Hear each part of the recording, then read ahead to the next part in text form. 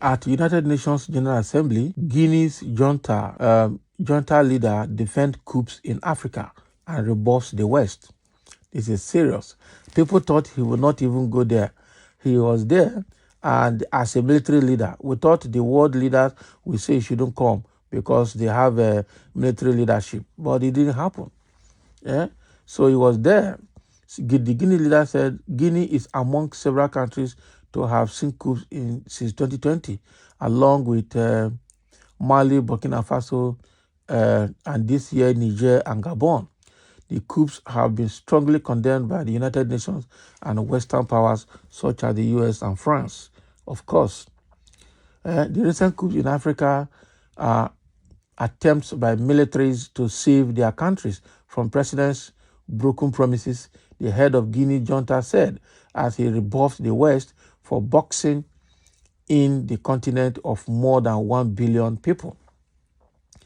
Colonial Colonel Mamadi Doumbouya, who was sworn in as Guinea's interim president following the coup in 2021, told the United Nations General Assembly on Thursday that beyond condemning the coups, global leaders must also look to and address the deep-rooted causes.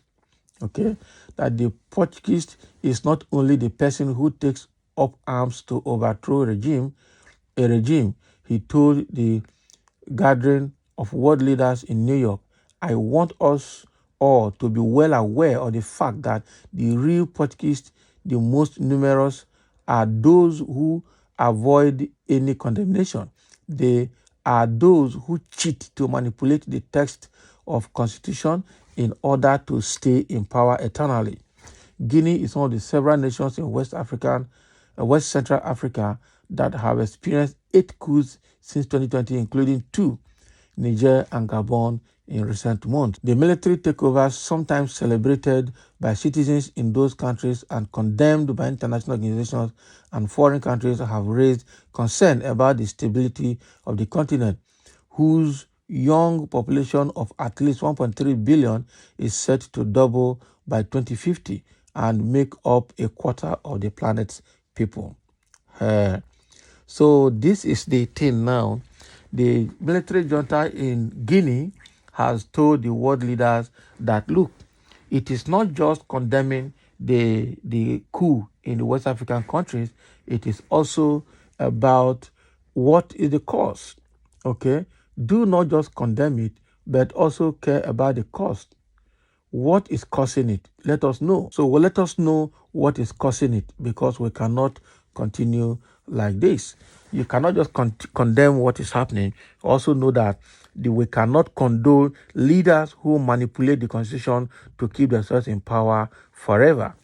And alongside that too, the Gabon coup leader Brice Oligui Nguema has been sworn in as interim president, promises free, transparent elections in due course.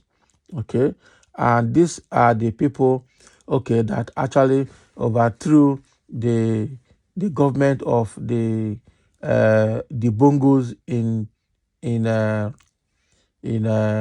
Gabon.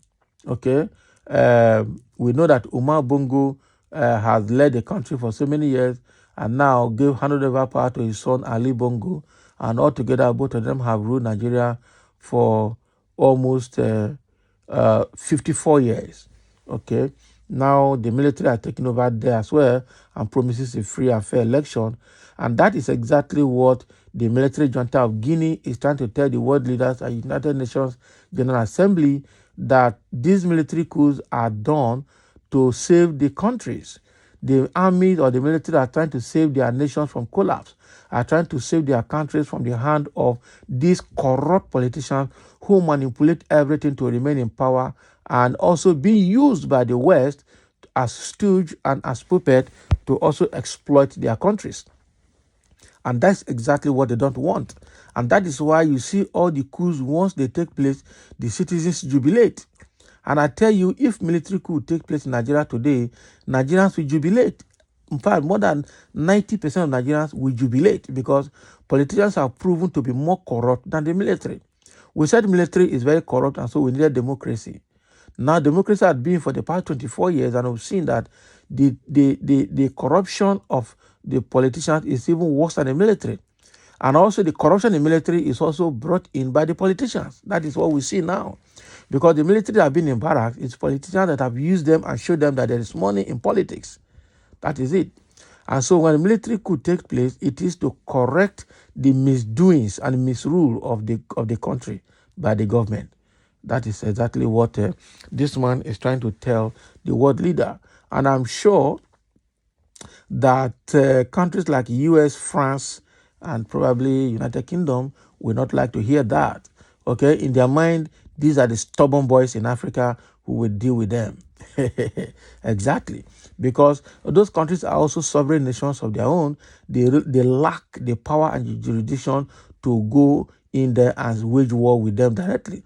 And that is why the US and the France are trying to use ECOWAS, use Tinubu as ECOWAS head to go and stage war in Niger Republic, a proxy war for that matter.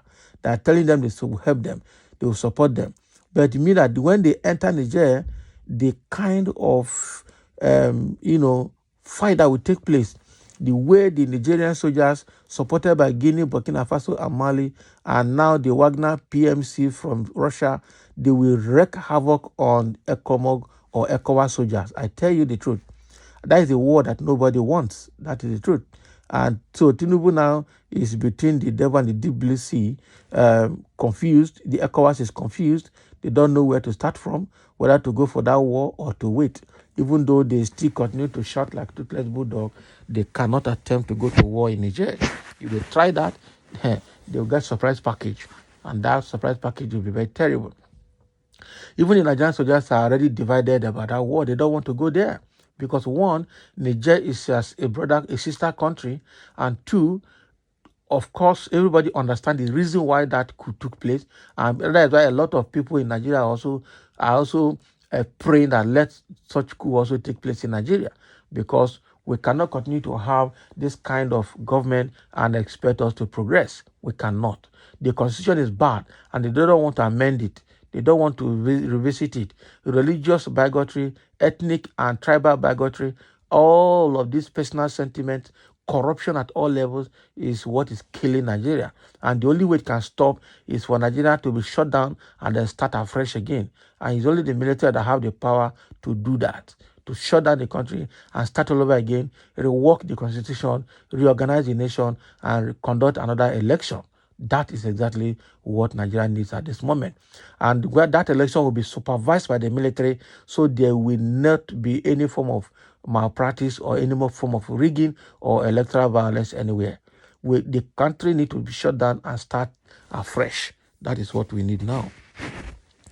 So thank you for listening. That is exactly the message that the Guinea military junta has passed on to the world leaders at the United Nations General Assembly in New York. And I'm sure the world leaders will not accept it fully, but they can't help it because this man is from a sovereign nation and there's nothing they can do about it.